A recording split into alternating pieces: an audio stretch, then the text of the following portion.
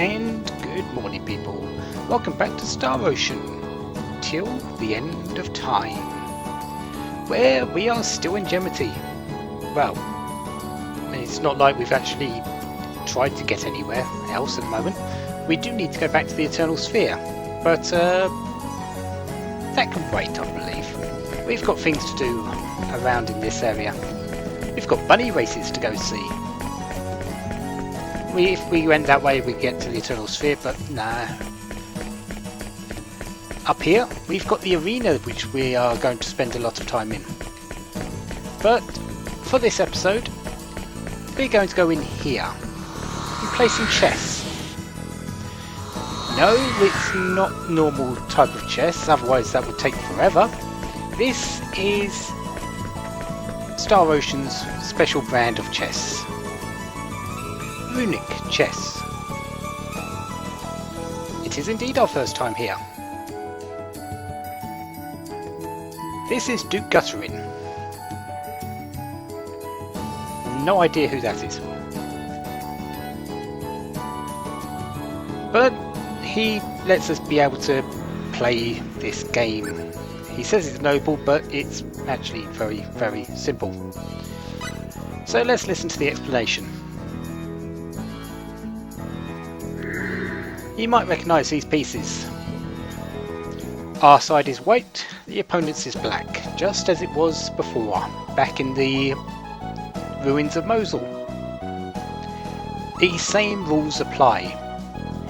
The thief, the symbologist, and the warrior. There are a few differences though. These pieces move along the pattern, along the squares. They have a certain speed that they go at. The thief moves first, then the symbologist, and then the warrior.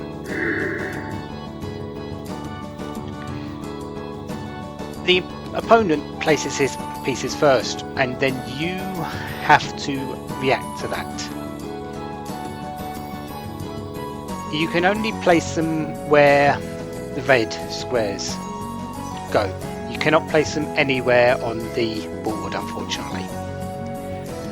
But after you've placed them, you do nothing. Absolutely nothing. The game is completely automated. We do not move the pieces, we do not tell them what to attack. They do their own thing. Which means sometimes they take bad fights, which means your positioning is key. There are no unpredictable elements in the game, only where the opponent places his pieces.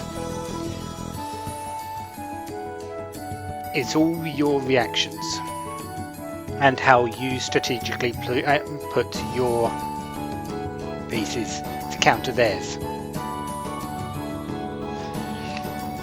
You can get screwed a bit by the opponent's placement, but it's very rare.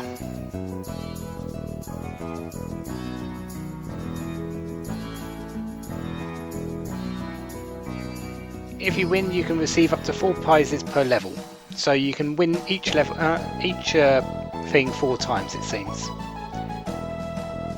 Each prize 4 times, so we get to choose our difficulty. There are 11 of them, 5 beginner levels, 5 intermediate, and the advanced. They do get progressively harder. So let's show you the basics with the beginner level 1.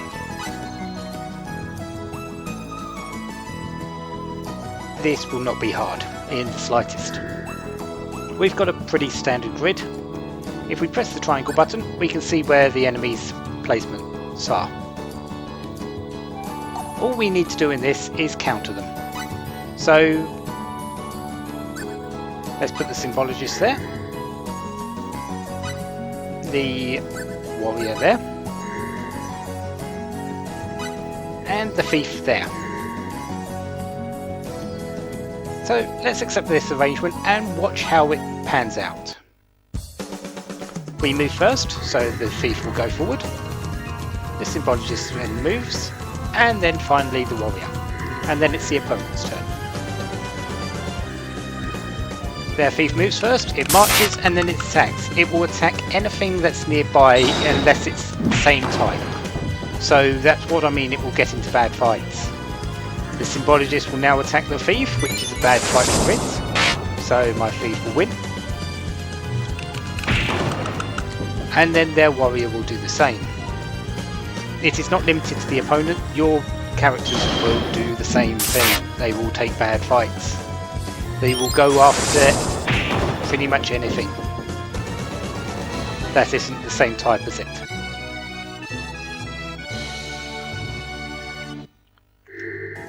So what's our reward for that? Well, blueberries. Yeah, not amazing.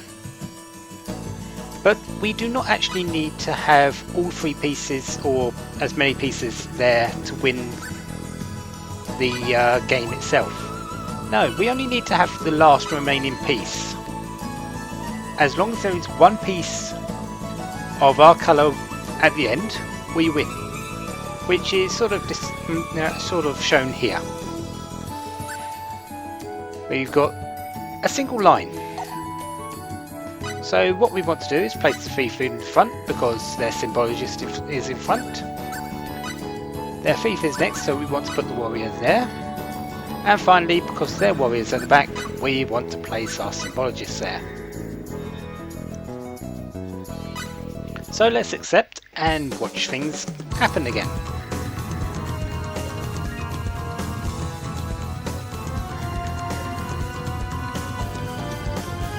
Again, we move forward,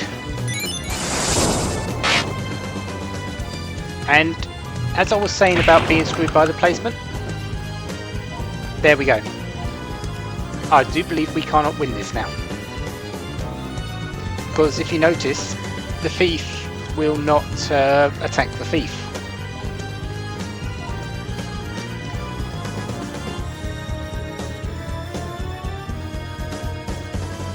There was nothing I could do about that at all. If I tried to put the warrior in front, the Symbologist would have won that, and then it would have been the same result. So there was no way I could have won that at all.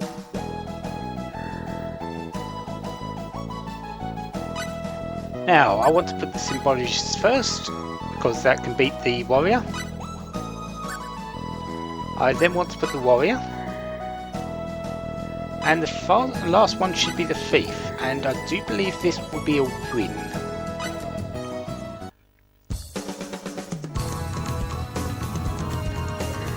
Yes, I can't see this being a loss now,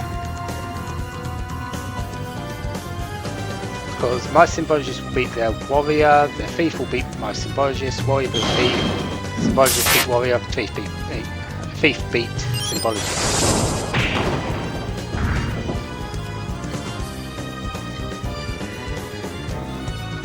So what happened on that first one was basically they had the winning placement. All I could do was draw.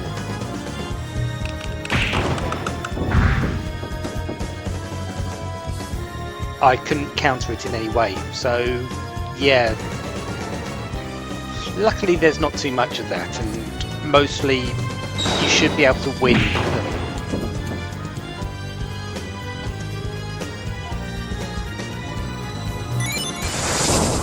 But there's only one outcome of this now. Thief versus Symbologist, the thief will always win. Because there's no unpredictable elements. It's rock, paper, scissors.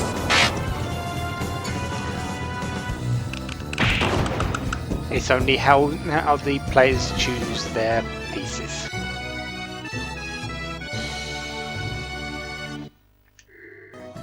So our reward for that isn't that impressive either. Blackberries. But I am not going to sit here and commentate through all of them because it's not really needed. You can see the reasoning behind the game. We've got another 8 to go through, so I'll just show me winning the reward, and at the end we'll go on to something different. So beginner level 3, here we go.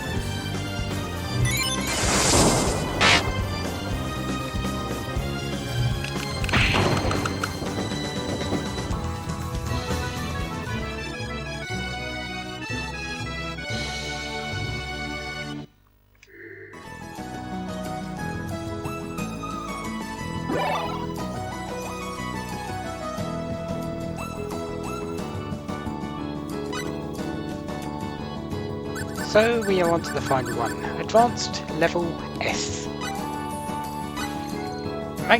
The level 9 is probably the best one to do multiple times because of the 50,000 fold reward, and it's not too hard, so it should be pretty decent to get hold of. But yeah, this is rank S. So what we want to do is first take out that thief. Then we need to work on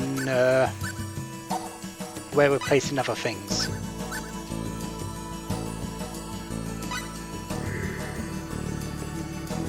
Okay.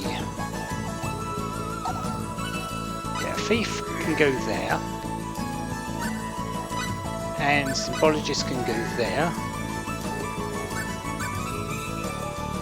And I think I'm going to have a sacrificial thief.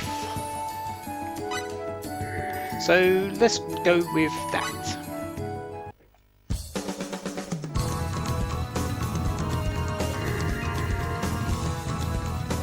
Because the thief moves first, it should attract the attention of that warrior. Which will mean my symbologist will go after it, and then after that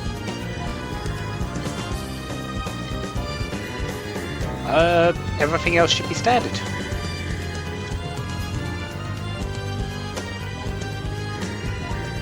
Because now that their thieves out, they can't take out my symbologist.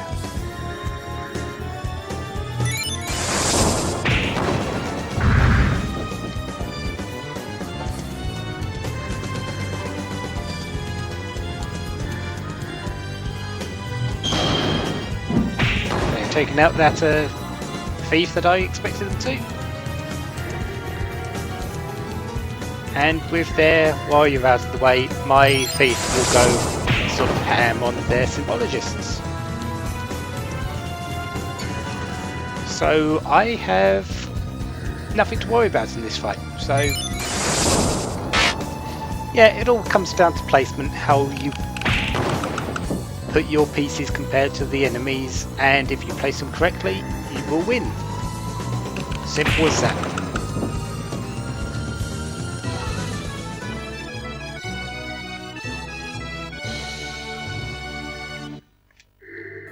So yeah, and what do we get for our reward there? A lizard flask. The lizard flask isn't really a major item. It is useful though, because flask formerly favoured by a certain geek.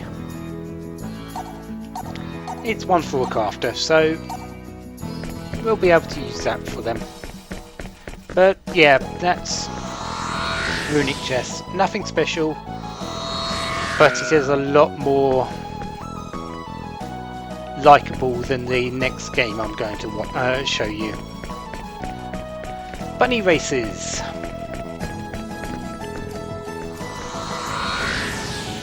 Yeah, this is boring as heck, and as far as I know, entirely pointless.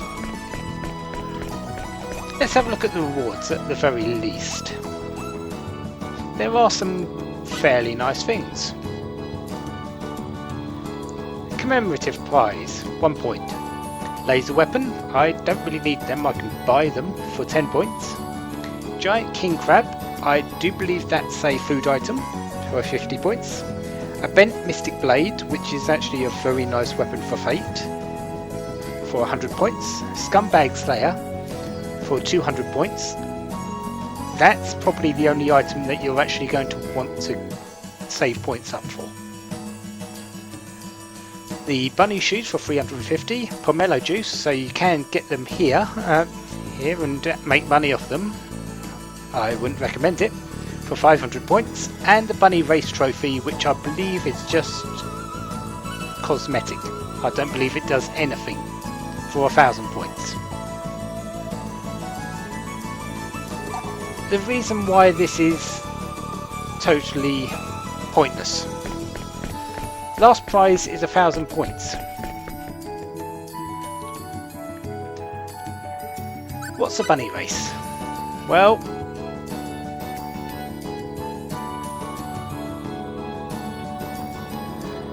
rules of the bunny race. They're simple.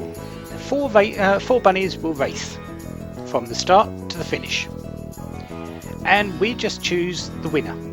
It's a betting game. If we choose the winner correctly, we get points. But there's also a second option called a perfecta, which is choosing the winner of the first and second place. And if we do that, we get triple the points. And then, yeah, it talks about strategy guides and stuff, but yeah, that's silly. Especially in this sort of environment. But what's the difference between a win and perfecta? Well, to win, just choose the rabbit that comes in first place. Simple as that. Perfecta, first and second place. Doesn't matter if they come first and second, or second. You just need to choose the two bunnies which will be first or second.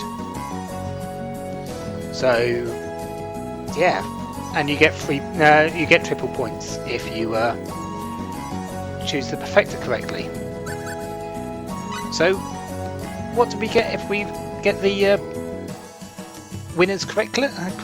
Well, in grade C, we receive 1 point if we pick the winner correctly. And if we get the perfecta correct, we get 3 points. But for a grade A race, we get 3 points if we get the winner correct, and perfecta for 9 points. There is a grade B, which is 2 and 6. But remember that the prizes go up to 1,000 points. To save that up, you have to spend a very, very long time here. I would not recommend it. It's boring. Higher the grade race, the more points you earn. I believe there is an S rank as well for 4 and 12, but yeah.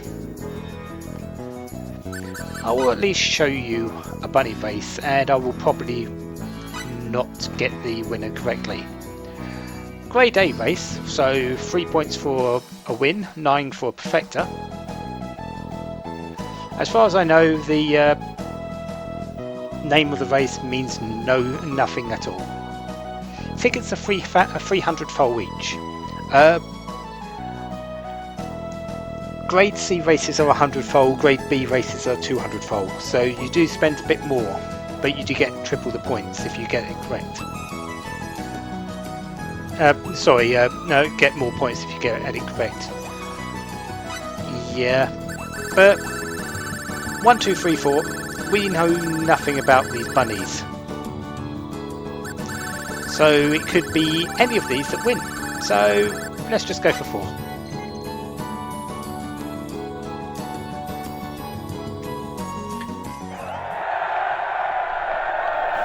But this is the bunny race course. And there's our 4 bunnies. And Gant Basner the 13th is our announcer. He doesn't change. But numbers will appear on the top of their heads, and they are correspondent to the numbers that were at the start for our bets. 1, 2, 3, 4. Our one is on number 4. So currently we're in 3rd place. Yeah, we have no control over this. We could get the winner, we could get the loser.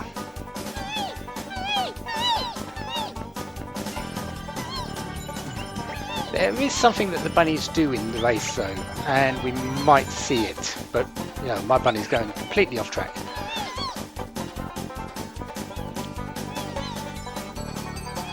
Sometimes they will jump up in the air and come down with a thud and make all the others drop on their back. And that will give them a little bit of an advantage. But it doesn't look like it's going to happen on this time. And looks like I've picked up the 3rd. It's 2 laps around the course, and yeah, you have a 1 in 4 chance of winning. Those odds are pretty terrible. It's even worse for a perfecta, because you've got to choose the 1st and 2nd. If you don't get both, you don't win.